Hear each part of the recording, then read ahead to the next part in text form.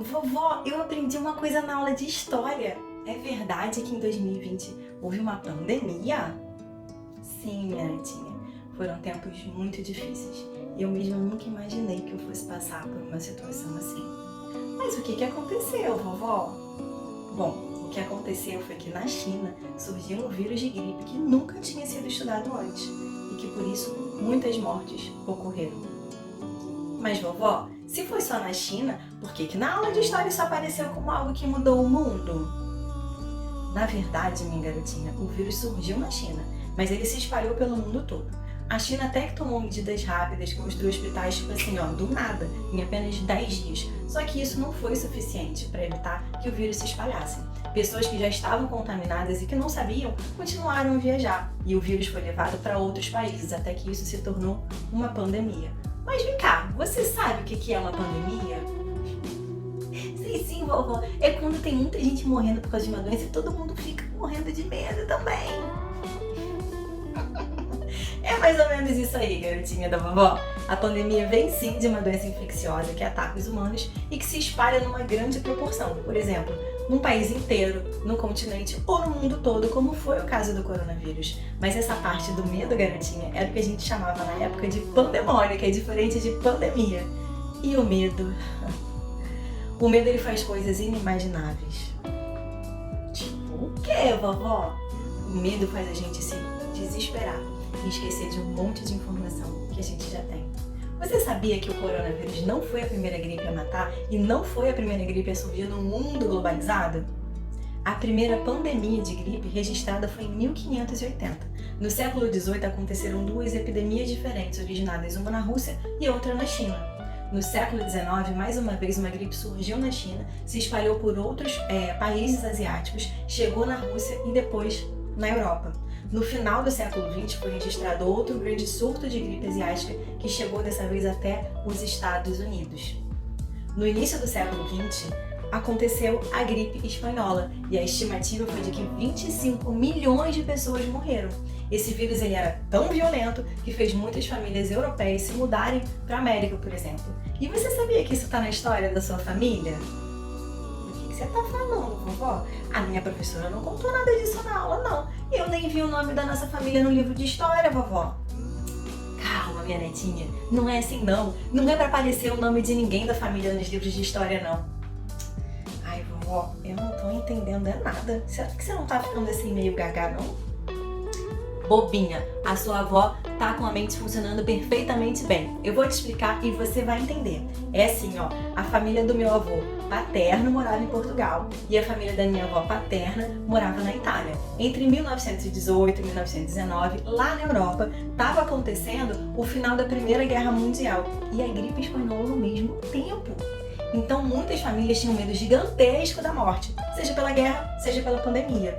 Elas viam pessoas morrendo todos os dias. E isso fez com que muitas famílias decidissem tentar a sorte num outro continente, ao invés de se arriscar nos seus países de origem. Era como se elas pensassem assim, no novo país eu tenho o risco de sobreviver.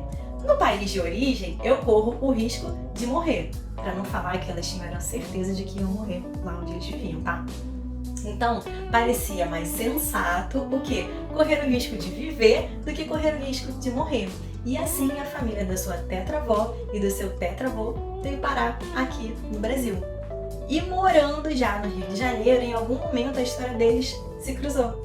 Eles se apaixonaram, ganharam dinheiro, se casaram, tiveram filhos. Um desses filhos é o seu bisavô, que cresceu, ganhou dinheiro, se apaixonou, se casou e teve filhos. E um deles sou eu, que também cresci, ganhei dinheiro, me apaixonei, me casei e tive filhos. E um deles é a sua mãe, que cresceu, ganhou dinheiro, se apaixonou, se casou e teve você. Então, minha netinha, se não fosse uma gripe, talvez você nem existisse. Ou talvez sim você existisse, só que não desse jeitinho que você é. Você não teria surgido nesse sistema familiar. Você carregaria uma outra herança epigenética e uma outra herança ancestral. Eita, vovó, foram umas palavras meio difíceis, né? Mas eu acho que eu consegui entender o que você quis dizer. Eu acho que ninguém fala por aí essas coisas pra não parecer assim meio doida, né?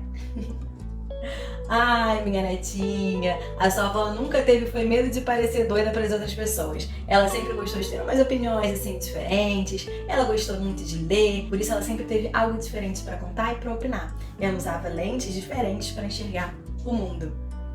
Mas vovó, me conta mais do coronavírus. Conto sim, minha menina. O coronavírus então, surgiu lá no início de 2020 na China, como você aprendeu na sua aula. Só que no século XX o mundo já tinha sofrido crises na saúde e na economia por causa de outras gripes, como a gripe espanhola, a gripe asiática, a gripe de Hong Kong, a gripe aviária, a gripe suína. Mas vovó, eu já fiquei gripada e não morri, nem de medo nem de doença. Mas lembra que eu te falei que o coronavírus era um tipo novo de gripe que nunca tinha sido estudado? Mas acontece, minha menina, que tudo que é novo o ser humano tem medo. Bastou ver um montão de gente morrendo na China, até mesmo o homem que descobriu o vírus, e algumas pessoas, muitas pessoas, começaram a ficar com receio. Depois, os casos de coronavírus foram se confirmando em outros países. Aí, o receio virou medo e começou a se espalhar também, numa velocidade incrivelmente rápida. Os mais pessimistas começaram a espalhar notícias sem fundamento, que naquela época a gente chamava de fake news. Vocês mais novos não usam mais fake news para dizer que uma notícia é falsa, né? Vovó, é verdade, eu acho que eu nunca ouvi falar nisso. Hoje eu consigo te contar assim, com leveza, mas na verdade nem sempre foi assim nas nossas comunidades. O pânico ele se espalhou mais rápido do que a própria doença. E como não tinha ainda uma vacina para essa gripe, e ela estava se espalhando de uma maneira muito rápida e muito mais rápida do que todas as outras epidemias e pandemias de gripe, algumas medidas precisaram ser tomadas. Tipo o quê, vovó? Os velhinhos precisavam ser protegidos, pois eles corriam mais risco de morrer pela gravidade com que esse vírus atacava os pulmões. Então as pessoas não podiam mais circular. As aulas foram suspensas, as pessoas tiveram que trabalhar de casa. Vovó, e por que você está contando isso como uma coisa ruim? Hoje em dia todo mundo trabalha de casa e minha escola é toda online. Minha netinha, mas em 2020 ainda não era assim. Esse movimento estava começando a surgir, mas ele não era uma realidade para a maioria das pessoas. Nem todo mundo fazia home office. E o ensino também não era assim livre e à distância como o seu é hoje. Cuidado para não levar o seu presente lá para o passado. Se você fizer isso, você não vai entender o impacto do coronavírus nas nossas vidas, ok? Tá bem, vovó, mas continua aí a sua história de terror que eu tô gostando.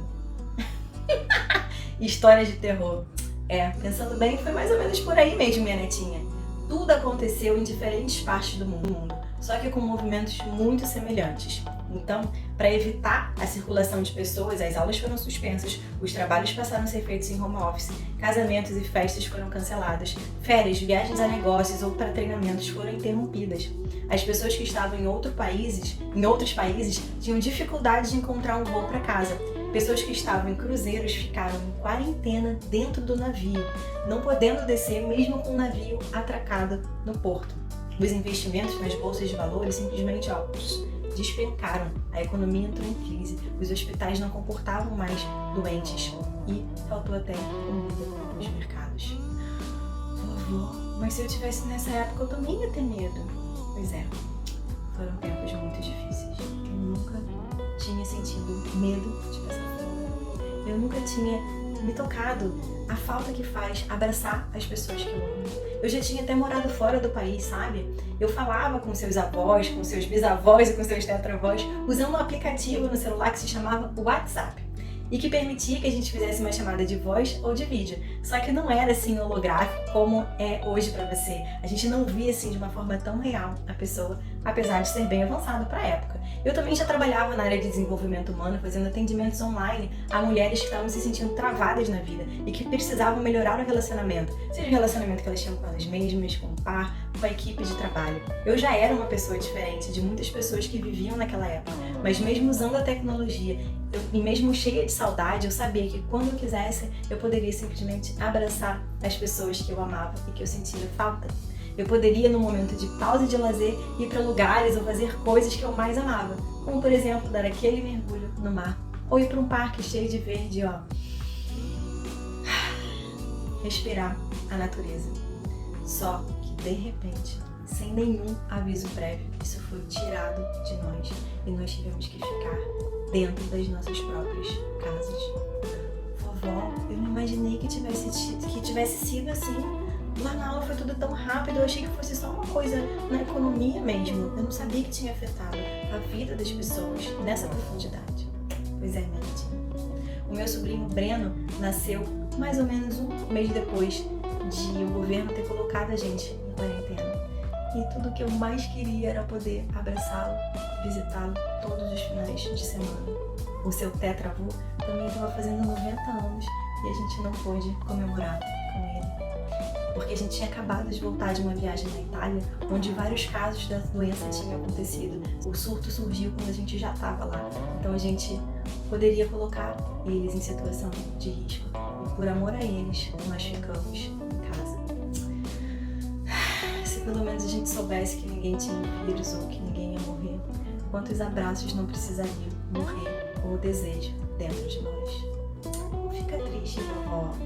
Um dia, minha netinha, você vai crescer e você vai entender que ninguém tem medo da morte. A gente tem medo mesmo é do eu te amo que fica entalado na garganta, do abraço que a gente não pode dar, de não ter sido ou de não ter feito o suficiente, de não ter arriscado mais, de não ter sonhado mais, de não ter realizado mais sonhos, de não ter celebrado mais, de não ter explorado o mundo e a vida, de não ter feito a diferença. Sabe, minha netinha, quando provocados voltamos ao essencial. E o essencial diante da provocação do coronavírus não era estocar máscaras, não era estocar comida, não era estocar álcool gel.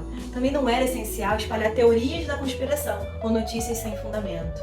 Menos ainda era essencial criticar governos ou pessoas só porque a gente não concordava com eles. Tampouco o essencial era o medo da morte. O essencial era ver o quão egoísta nós éramos, o quanto que nós pensávamos pequeno, o quanto que nós não nos preocupávamos nem com o outro e nem com o mundo. O essencial era ver o quanto nós usávamos o nosso trabalho para fugir e evitar problemas que a gente tinha no nosso relacionamento dentro de casa, ou para evitar olhar para os conflitos internos que nós carregávamos dentro de nós. O essencial era ver o quanto de tempo nós desperdiçávamos com coisas que não eram importantes e que não traziam a felicidade. O essencial era ver o quantos eu te amo não foram ditos, o quanto de abraços que não foram dados. O essencial era ver que o perfume das flores não era apreciado, assim como não era apreciado o sol batendo na nossa pele.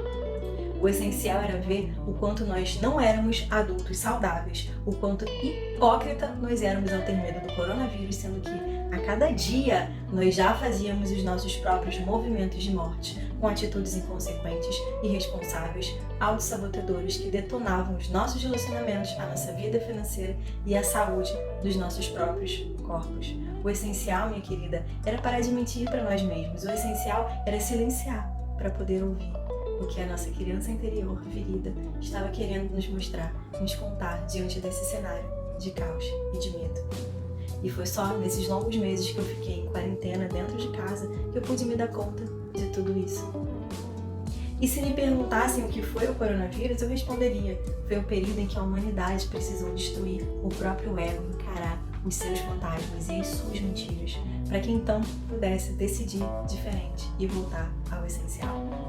A humanidade precisou encarar forçadamente os seus 100 anos de solidão, ainda que no calendário tenha sido apenas algum par de meses, para poder voltar ao essencial e redescobrir as coisas simples. E foi assim que eu e um montão de gente ficou incrivelmente feliz ao redescobrir o bom gosto de uma xícara fresquinha de café tomada na cafeteria da esquina de casa, assim que o toque de recolher e a quarentena foram encerrados. E o que tinha mudado? O café? Não, apenas nós mesmos não aceitávamos mais mentir. Não aceitávamos mais nos privar dos prazeres simples que a vida e somente a vida pode nos proporcionar, como um gole de café, um cafuné, um abraço, um te amo ao pé do ouvido, a grama molhada debaixo dos nossos pés ou a água salgada no mar.